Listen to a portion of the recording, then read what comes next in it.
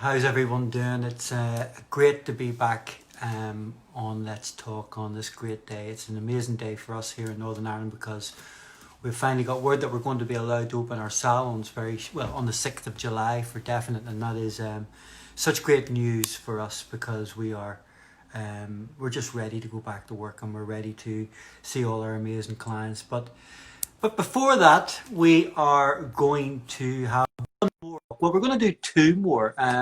We're going to do two on one incredible individual, an incredible man, somebody who I've known for, well, I've known him literally all my life, but actually, really, I've only really got to know him the last few years as well as I do know him, and it's an incredible privilege and a pleasure to be able to speak to him tonight. But before we do, I want to tell you a little story about Keith Harris that sort of pitches where he is in the hairdressing world for me. And many years ago, I was in London at Salon International, and that weekend that I was there, we always took an extra day in London to go around and have a look at the salons and have a look at, the kind of the cool places. We wanted to see some celebrity hairdressers. We're always on the lookout to see whether we could see Simon Forbes or Anthony Muscolo or some of the legends. And I was making my way across Covent Garden, and as I walked towards Trevor Sorby's salon,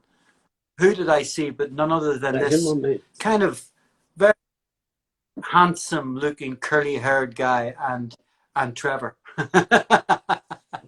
And that man was Keith Harris. Keith Harris at that stage was already a legend in our industry, who was instantly recognizable and had already carved a name for himself within the industry.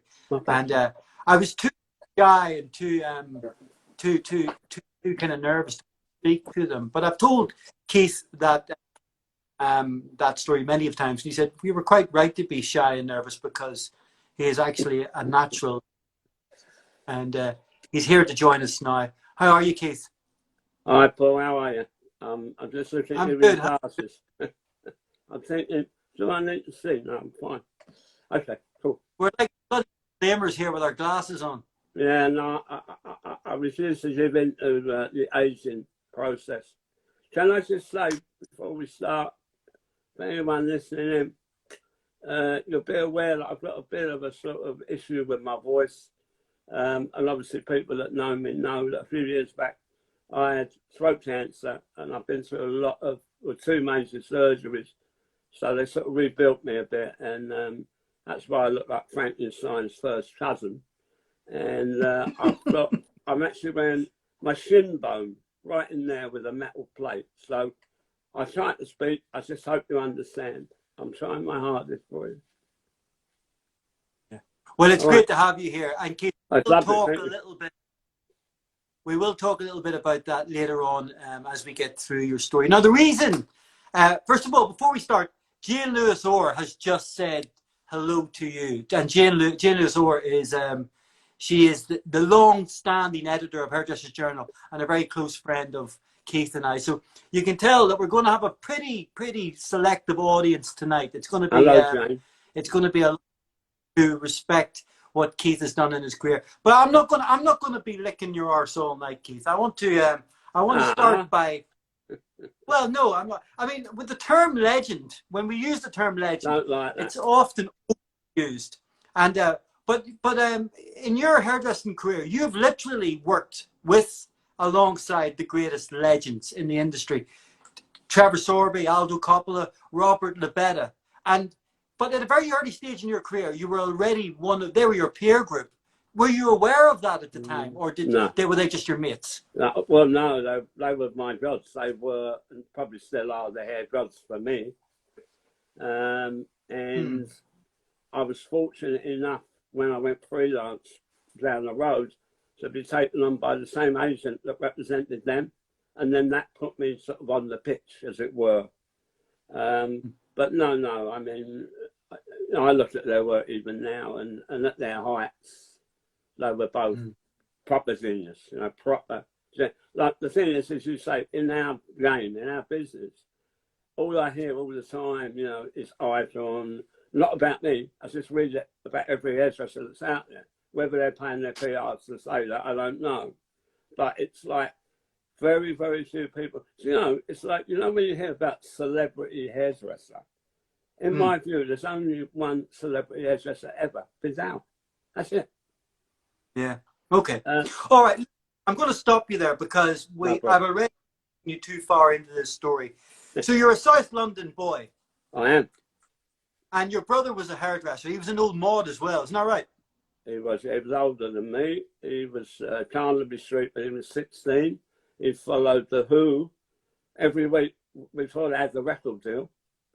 He trained in Peckham Rye, and he finished up the 3rd ever artistic director for Bizal, who was chosen personally by Bizal. So that was some ride that he went on. And then sadly, he had a car accident, lost an eye, and had like a lot of brain surgery. I mean, he should never survive it. And bless him, you know, it stopped. Was it because of him you went into hairdressing, or yeah. you know? Yeah, okay. You know, I wanted to be a musician. I wanted to be in a band, bass and vocals, baby. And the thing with it was my father was a musician and a very successful one, but he was a victim of rock and roll. He died at 37. So my mother really wanted to steer me away from it. And when I got to 15, I became the layabout teenager, you know, strumming my bass, man. And basically, my mum said, "Look, you know, I think my mum was doing 2 jobs a day even then, because obviously my brother was an apprentice, earned no money, and my poor mother, you know." So, long story short, my brother was working at the first ever unisex salon in London, which was in Bond Street. And it was like a really cool white room at Andre Bernard's in Bond Street. It was called Snips, as in Snips. Right name. And he used to cut my hair on a Sunday. When he used to bring his washing down on my mum to do on a Sunday, so he was in with his pals. Every sort of 10th week, I'd get a haircut in my mum's kitchen, right? And I was doing the haircut, and he said, no, I'm not doing it today. You'll have to come to the shop. So I took Bond Street, probably about I don't know, not many times in that salubrious area. Went into this salon, and never forget it. The smell of it was very like a white space. And this is like early 70s, right? Very early 70s. They had Free, the band Free, Paul Rogers playing, so that was so cool. And he was sort of doing this really pretty girl's hair. And she was giggling, and he was touching her. And I was 15, and I thought, he gets paid to do that. So I had my hair washed by a really pretty girl as well, right? Who was very nice to me. So there's a bit of a kind of a thing happening here about girls. Yeah. They've always been my disease and my obsession forever. As far back as you know, what is finer than a beautiful woman, really? So where was I? Oh yeah. So this girl washed my hair, so I really enjoyed that. It was the first time I'd ever had my head shampooed at a backwash, which is a lovely experience. And then when I got in the chair, I was just looking around this beautiful space, great music, and I said to my brother, and my brother had won a national portrait competition at 12. He really was a creative person. He was like Robert. He had the hands of Robert or Aldo, all left-handers, by the way. And he's cutting my hair, and I said to him, "Do you think I could be a hairdresser?" I was just looking around the room, and he said, "Anyone could be a hairdresser." I said, "No, but you're an artist." He said, "Keith, it's a technique that you learn, and then if you learn the technique, you develop a feeling." He said, "It's like learning how to drive a car." He said, "Everyone can drive a car, but some people," Lewis Hamilton at the time, it was Sterling Moss. He said, "Some people, you know, like James Hunt or whoever, and the other people have crashes." He said, and that made sense to me. And so it's a great analogy. Yeah. So I said to him, "Well, can I someone worse here?" Because I fancied to wash my hair. I didn't tell him that. And he said, "No, you're going to do it, you know, with house soon."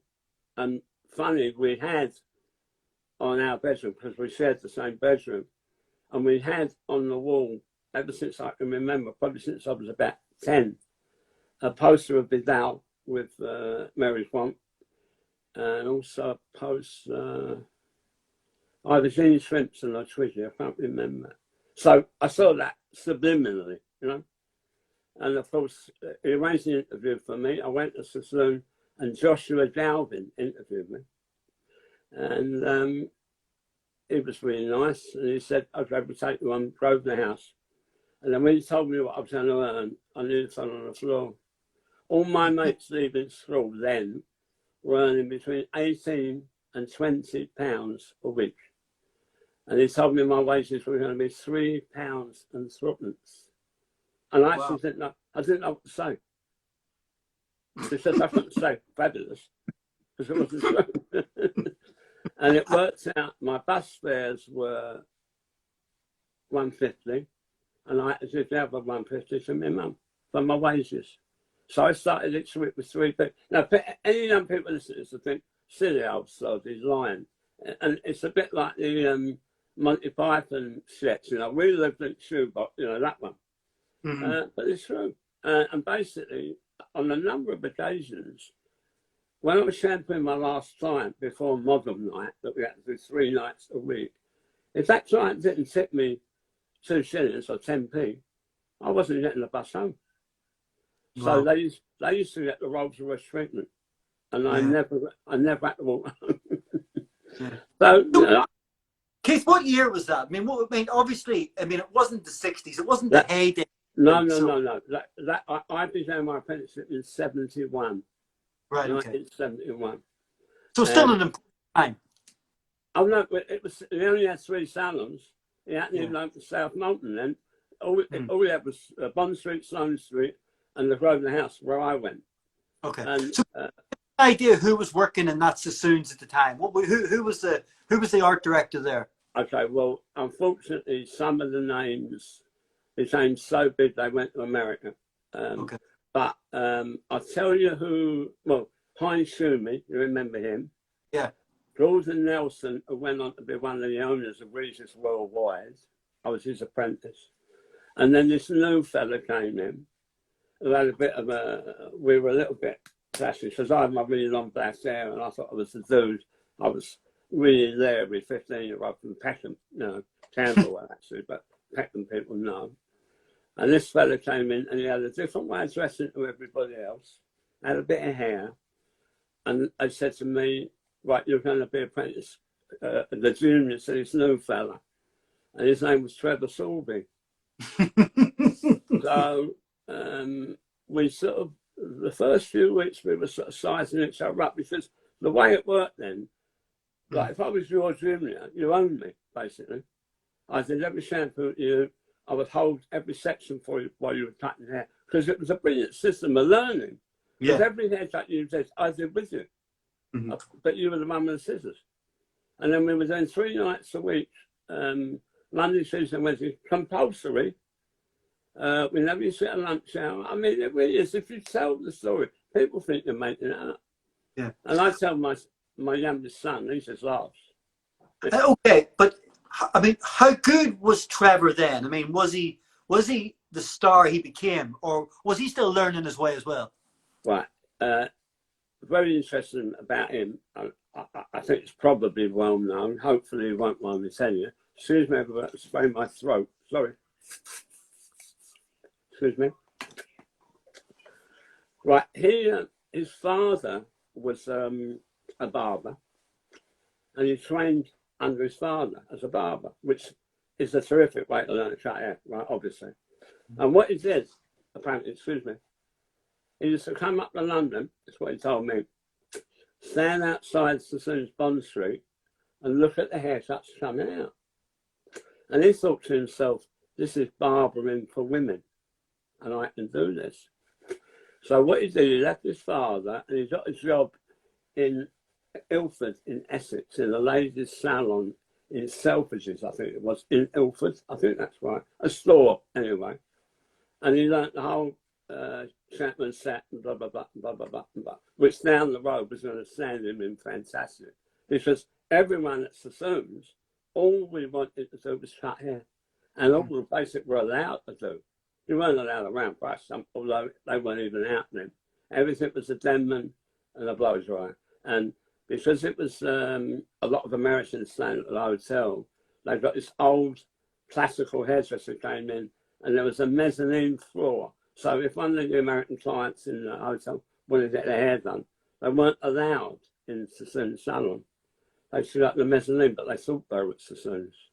And Wow. if you know, true story, in those days, we would throw out a dozen clients a week, literally throw them out, because I'll give you a quote, right? This Heinz Schumi, who became very well known, German, Austrian, mad Austrian guy, mad hair.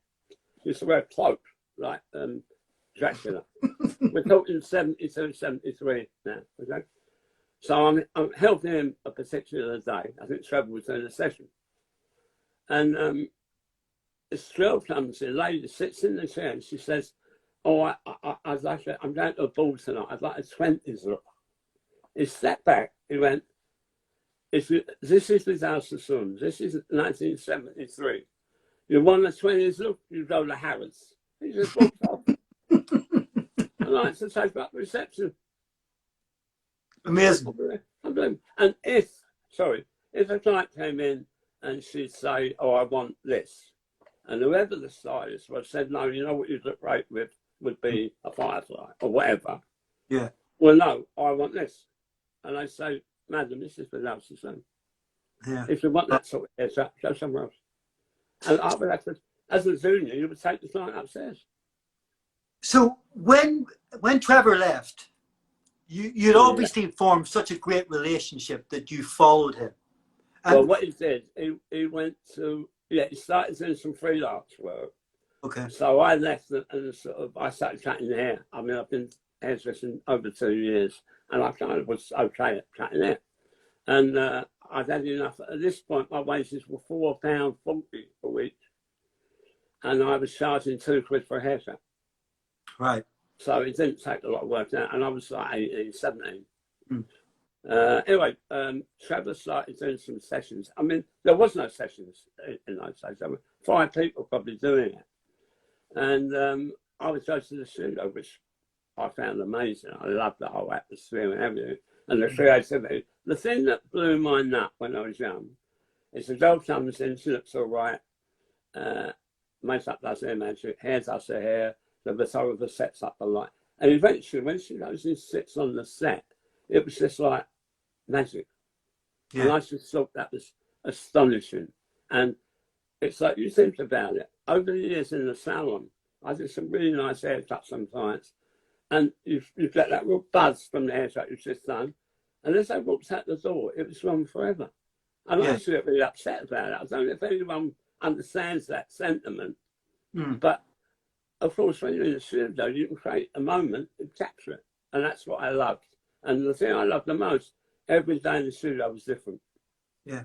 You know, that's what that Keith, when you and I talk privately, or when we're having a drink together, the thing that always appears to me that's obvious, so it's obvious to me, is that all the things that you learned at Trevor Sorbie didn't really come into play until you'd moved to Aldo, because that's where Keith Harris was invented. It was that combination of Trevor Sorbie's creativity and British street culture and skill and art.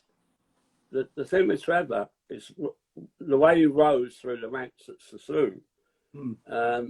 They were allowed to use, they could do wet sets if it was a straightener. So like say a lady's got naturally frizzy curl, and obviously once it sleeps, blow dry wouldn't do it with a Denman brush. You'd probably set the end. So they'd either then, one or two of the sides would set it on big rollers, or they'd do a wrap round, like the Red Indian wrap round. And then we'd have to straighten everything out afterwards. And the best way to do it back then, with what I knew, you do it with the Denman, but you were better off to actually section it and put it really tight with your fingers.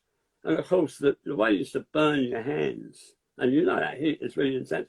But I had no choice, because if it was for Trevor or Christopher Brooke, I used to blow dry for too.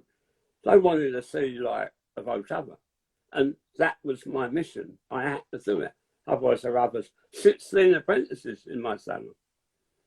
So the thing with Trevor is he would throw in little touches with a pair of turning irons, for example, that nobody else really did, because he's learned that his year or 2 years in the suburbs, and he just had a lovely feeling about what he did, and he had the magic. And I looked at him, I was maybe 17 then, and I just thought, it's just above everybody else. He just had something. Yeah. And even with Christopher, Trevor had Trevor's style, and we sort of become mates. I mean, Trevor's a very sort of driven, terribly driven person, as we all are in our own way. But he is like got the blinkers on, and all he was ever interested in was being the best he could be. But really, nothing else mattered to him.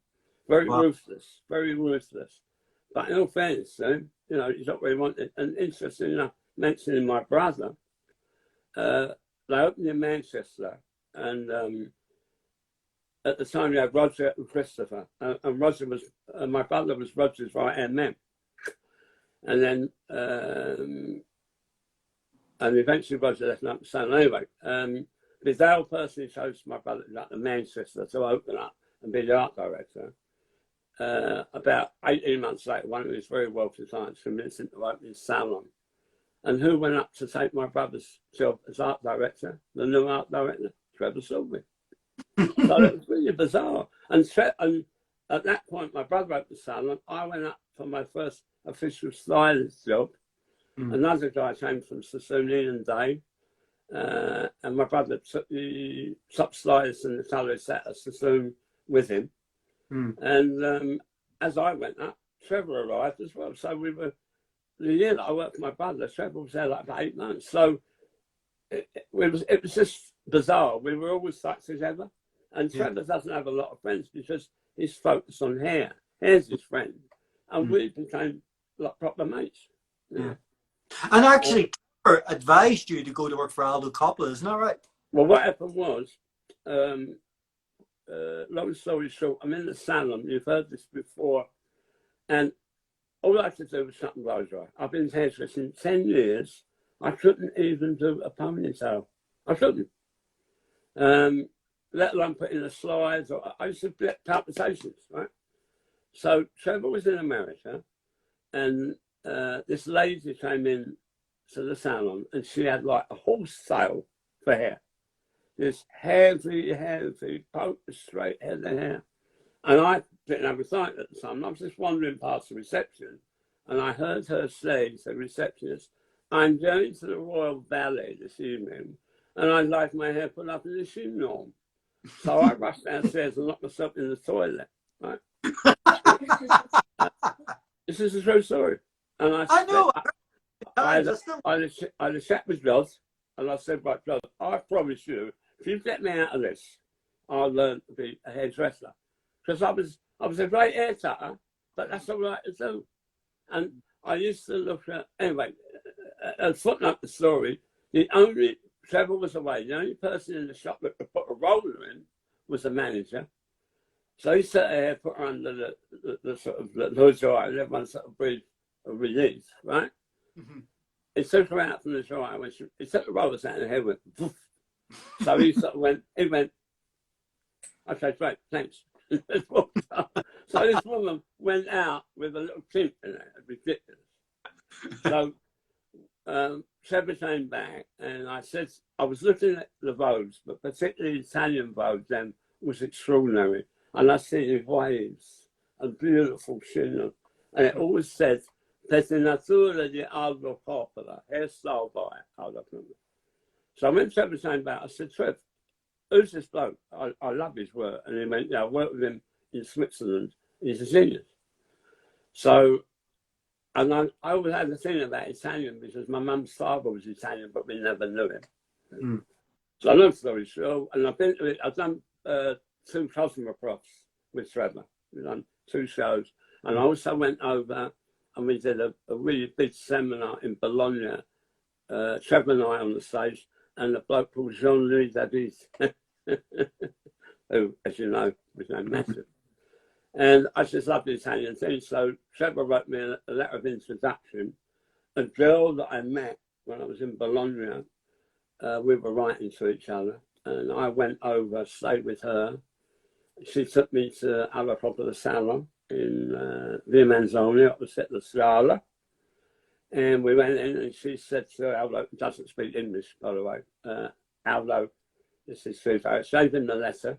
He called his secretary over. She translated for him. And it said basically, hello Aldo, this is Steve. He's a friend of mine, but he's also been working with me since he was 15. Really competent haircutter, but he wants to understand about soft hair. Mm. And Aldo said to me, okay, you've got a job. And I couldn't believe it. And this was in November. So he said, right, we've been in touch, come back in January. So I went, all right. So the only word in Italian I knew was spaghetti. And I went back over in January with my suitcases and everything. It's the truth. So this is how naive I was, looking back. And I was 25, okay? So I turned up at the shop, and it's a massive salon, 68 staff, and beautifully done, right? Beautifully done. Even got its own bar with a permanent barman. Just so I was drinking martinis at 1 o'clock. Italy, it's Italy.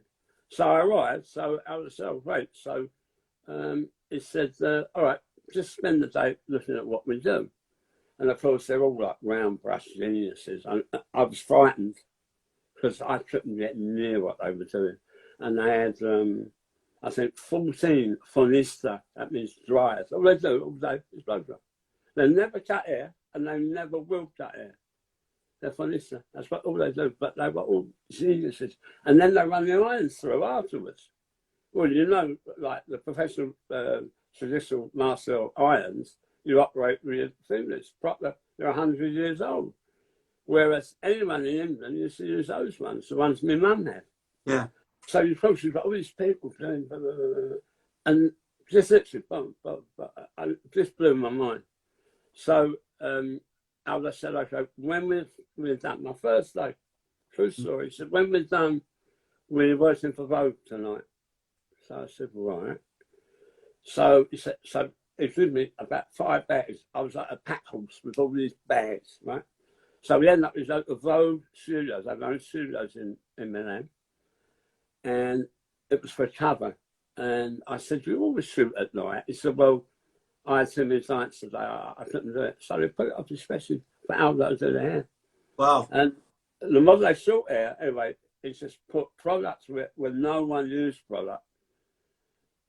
Product and sprayed it gold, and it just looked out of this world. It took him 10 minutes. I'm using his hands. And I just, of course, Fabrizio Ferre was a photographer who's massive worldwide.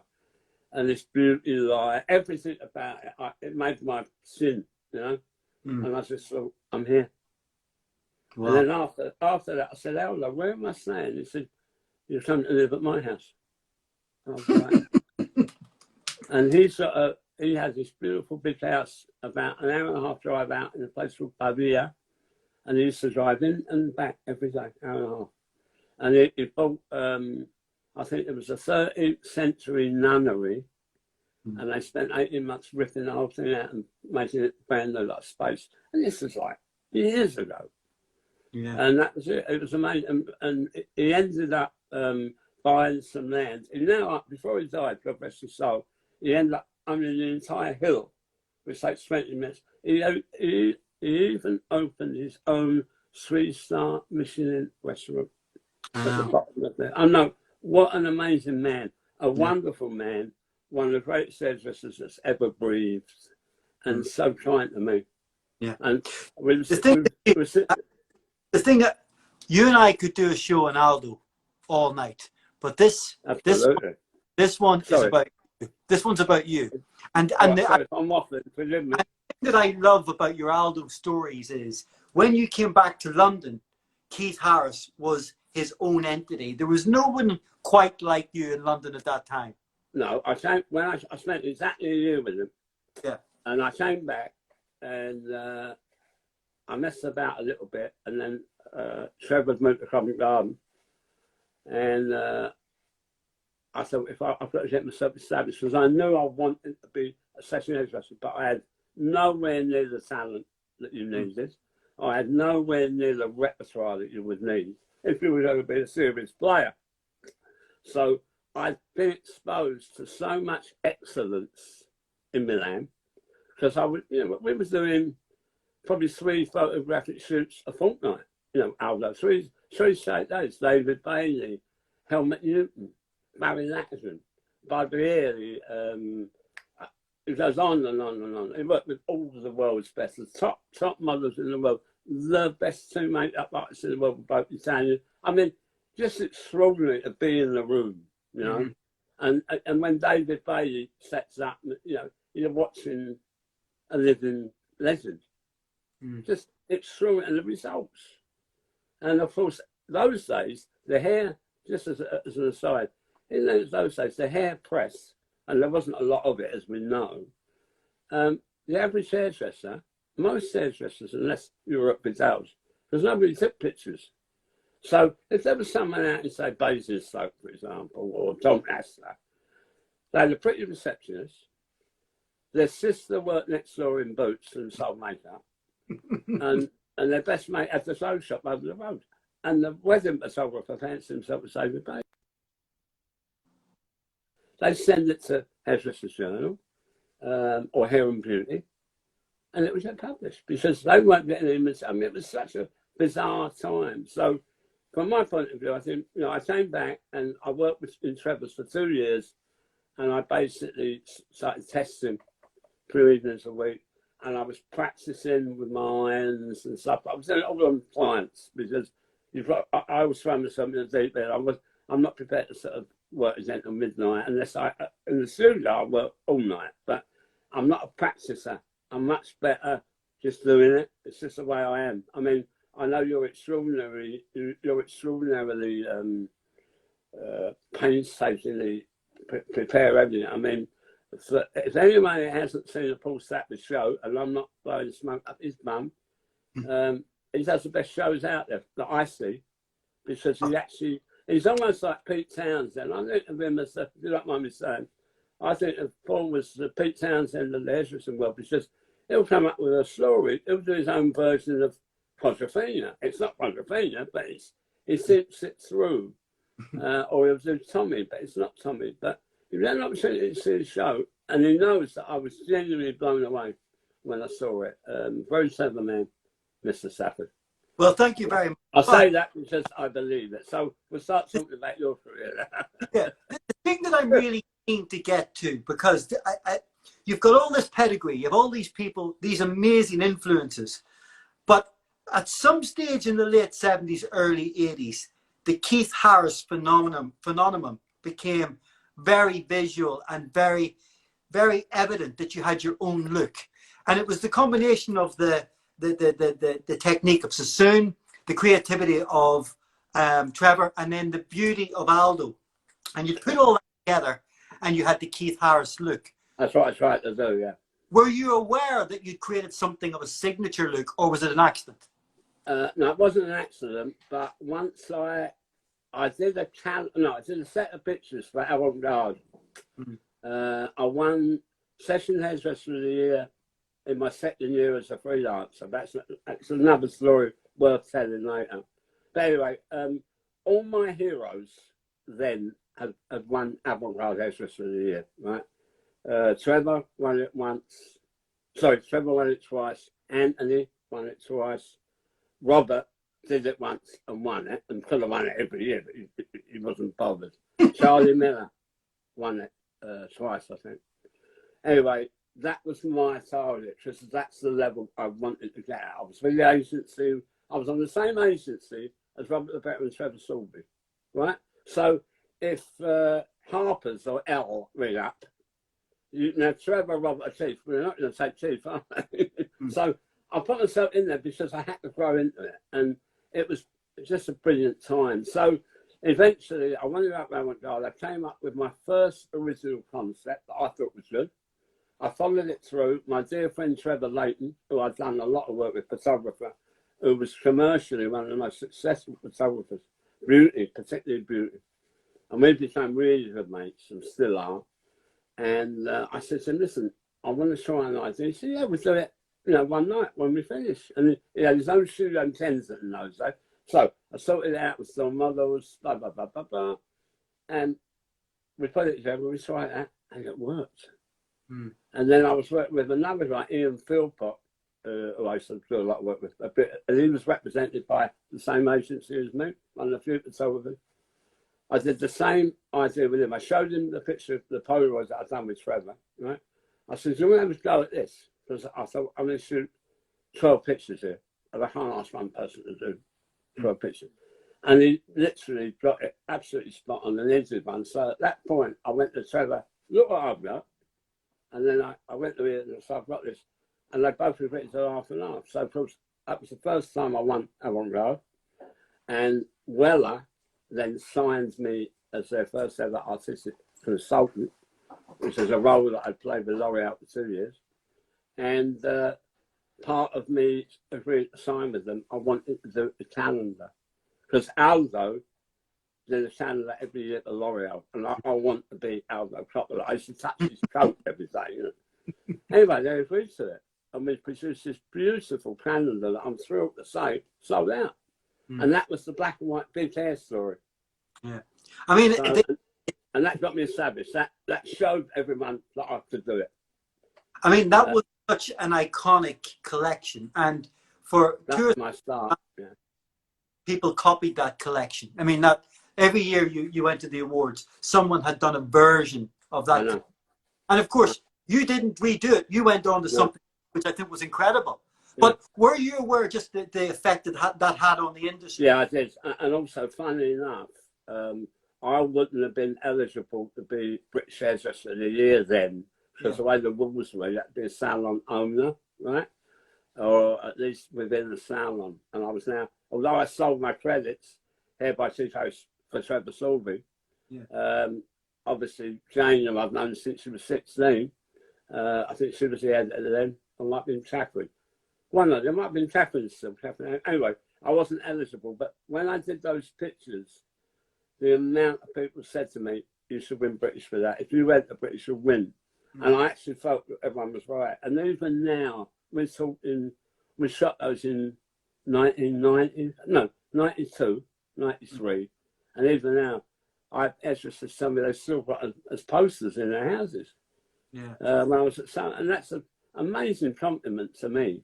And the only problem with that is, and you'll understand this, and so will people that do pictures, I was frightened that might have been me at my peak, because it was so successful, and I mean that in a modest way, but it was so, everything I dreamt of doing just happened.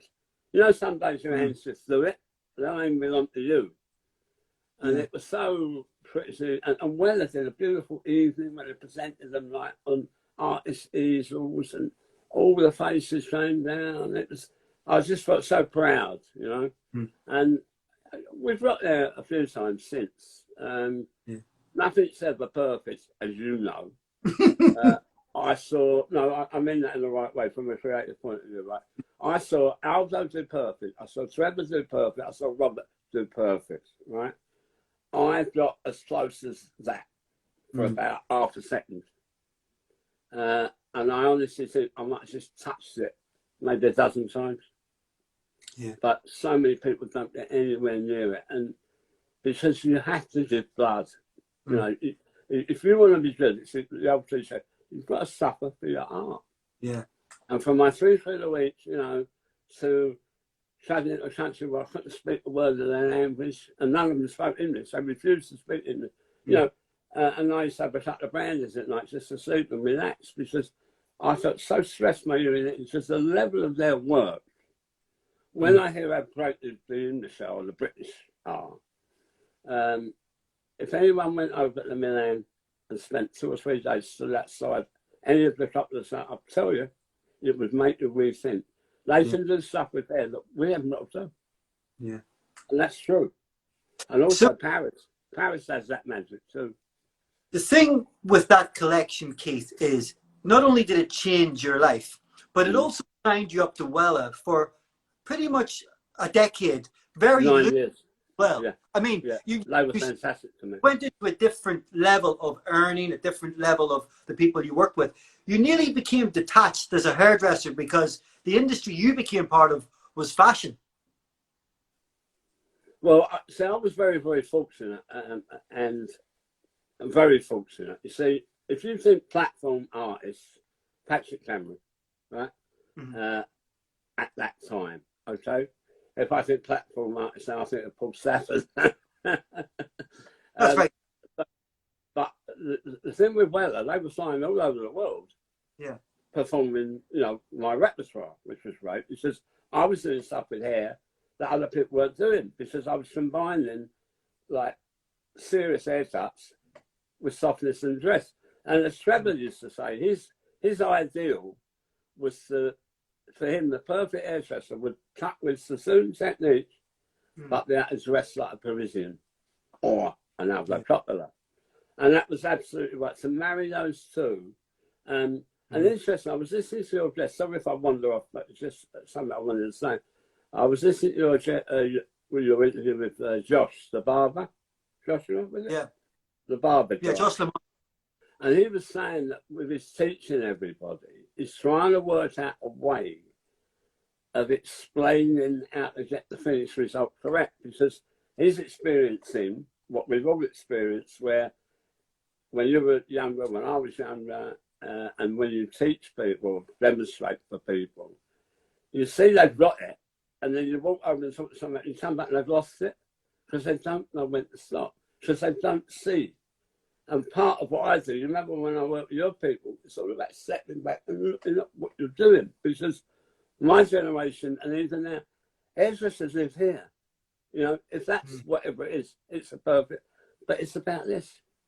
And it's something you learn, or 1 in a million of just like that natural taste. And it was really interesting with Josh, because what he was trying to say, I think, was that he was trying to teach people taste, but you can't. All you can do is expose people to that level. And thank God for me, Sassoon, Sorby, Aldo, and the better, in my life, there were no better, in my view. And not only did I get to work with my heroes, I became friends with my heroes. So I've been very privileged. Very privileged. So I want to pitch you in a very specific period in time, because irrelevant of what was going on in hairdressing and what was going on, you were living in a parallel life. Your life had changed dramatically. You were traveling all over the world. You were doing the Keith Harris look. I mean, were you aware of what other hairdressers were doing at that time, or were you completely focused on what you were doing? No, you're always aware of what the people that I respected were up to. But, of course, I put my blinkers on, because once I did the Big Hair News, I knew I could do something. So my challenge was to try and get back to that level. And what I didn't finish saying was, so there I was doing the Patrick Cameron thing, right, as in platform artist, but I was in the biggest agency in London, and I was working with some of the biggest photographers in London. And then Aldo opened an agency in Milan, Noé Aldo Coppola, and he said, I love your book, you're coming on. And he took me on. I was being represented by the gods of the gods. So, first job, Italian Vogue, 10 pages. I was like that. And did it ever become just work, or did you always love it? Did you always, when these gigs come in, was it kind of like still pinch yourself stuff? You know what? Obviously, after being ill and all that, and not being fit to work for 6 years, the last, before where we are now with the virus, but I mean, I just get so excited. In fact, I probably get more excited. And the amazing thing is, people have said that they can't believe that I was ill, and I am as I am. I went to Russia through Richard McLaren, my agent in LA. I sound like a real bird here, but it's true. I lived in Hollywood for 4 years, 3.5 years, and I was with a big agent in LA. Anyway, long story short, this girl photographer in Moscow, they represented her. She saw some of my work, asked if they knew who I was. And they said, well, we represent them. So Richard McLaren, photographer, arranged to meet at Moscow to work with this film. And Ryan, my son, is a filmmaker, as you know, Mm. He said, I'll come and film some stuff then. So we go over to Moscow. I hadn't been in the studio proper. I'd done a couple of snaps in Milan with an Italian friend of mine who was trying to ease me back in, a little bit the way you did. And anyway, we went to Moscow. You've been, I mean, totally different experience over there. You know? Yeah. But some beautiful, beautiful models. So I ended up with this girl, Daria Belikova, photographer. She's about 26. The oldest person in the studio was her, right? I'm working with like really amazing talent, amazing clothes stylist and designer, amazing clothes. Anyway, there we are. And she hires the studio 6 straight days. And the first day, I was running around like Sebastian Coe, you know, like, what's his name? You know, like the sprinter. I was so, and Ryan said, Dad, I've never ever seen you with this energy. Because, and that sounds like a cliche, and I probably sound like a bit of a ham, but I'm at home. Yeah. That's where I feel so comfortable. I don't feel the same in the salon. Yeah. But put him in the studio and a beautiful face. So let me take you back to, you're in London, you're doing sessions, you're with Aldo in Italy, but then out of the blue you decide, I'm going to LA. What happened? Was it a good job? No, what it was, you know, I went through a divorce and a lot of, very messy, very expensive, and I sort of separated from my boys, and it was a really hard time for me. And I have to say, Weller were amazing. The support they gave me, they were like family to me for a year and a half, because, you know, your family, your kids are your kids. And what happened was, Richard McLaren, who's a Cockney boy, but he's been out in LA 25 years. Big photographer celebrities. I mean, all the A-listers love him. He used to be Brian Harris's assistant. For those watching, if you don't know Brian Harris, A-R-I-S, have a look at his work. He was the music business photographer. Shot everybody from the Beatles right away through the Live Aid. I mean, everything. And I worked a lot with Brian anyway. Richard flew me out to LA, I think, something ridiculous, like 4 times in 6 weeks, back and over. And I was working with Shania Twain, the singer. So she was flying me everywhere. She flew me to a house in Geneva to blow dry her hair. And she also flew me to Nashville to do her hair for the Country Music Awards. And she said, Keith, very important this, because I'm opening the show to 60 million live TV audience. So no pressure. No pressure. But wonderful experience. I mean, Rolls-Royce experience. So anyway, I did the 4 trips in 6 weeks. I was enjoying it over there. I loved the climate. I was in London. I was a bit like a lost soul. And Richard said, why don't you come over? And anyway, long story short, I got my visa sorted. And I went over. And I got an agent, obviously. And, you know, it's a really weird place. You know, I'm really pleased I did it. But enough is enough. It's such a weird place. Every good-looking person in the world, I'm including me, every good-looking person in the world is a waiter or part of your car or your barmaid, right? Everyone wants to be a star, and they're all out there. No one's got a friend. They're all psychologists. They're all therapists. But you did well. Good gigs and good clients. Oh, listen, I did I think I did about 30 commercials.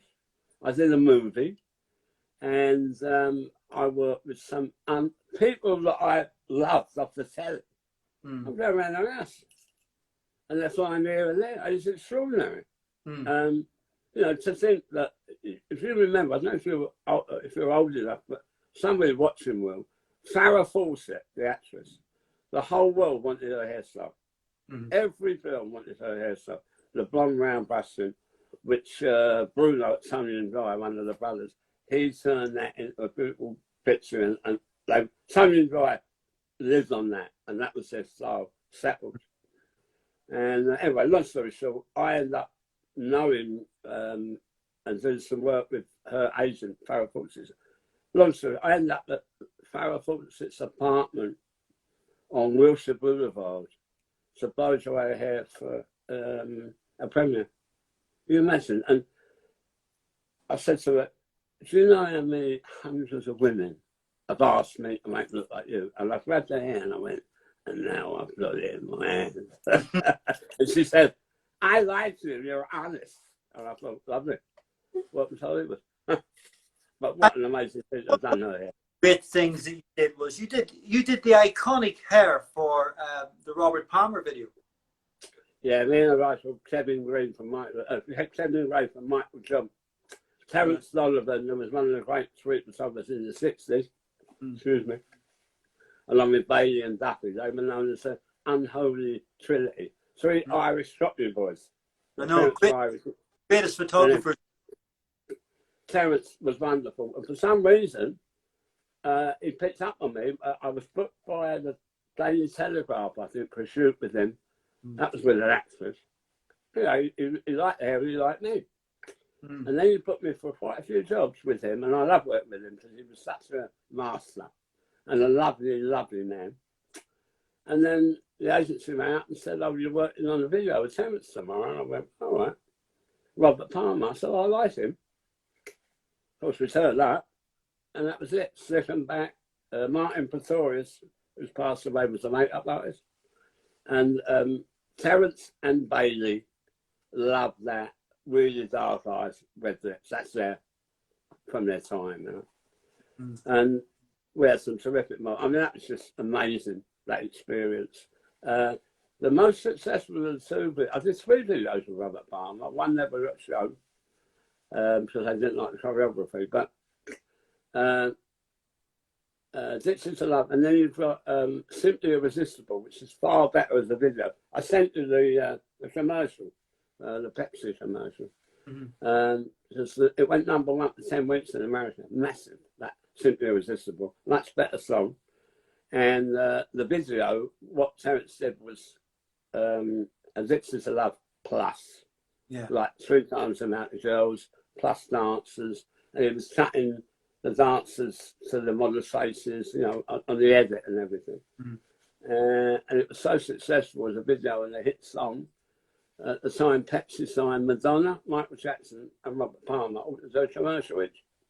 So we all went back to Open Studios, the whole lot back in, and we redid it over 2 days. It was wonderful. Yeah. So I'm very proud of that. Very proud. You were having this golden career. I mean, everything was perfect.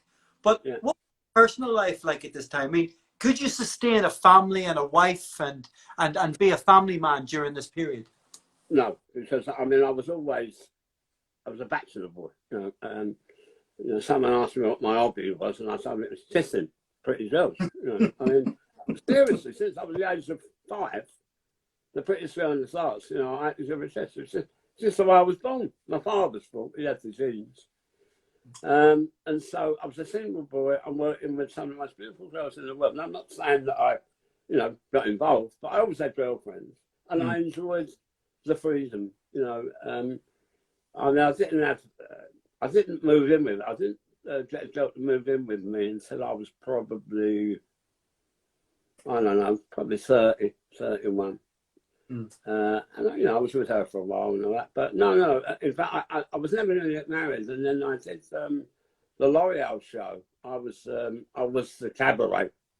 And I think it was 10 towns. And this was 1992. Anyway, we did London, Edinburgh, Manchester, and we come out to Dublin.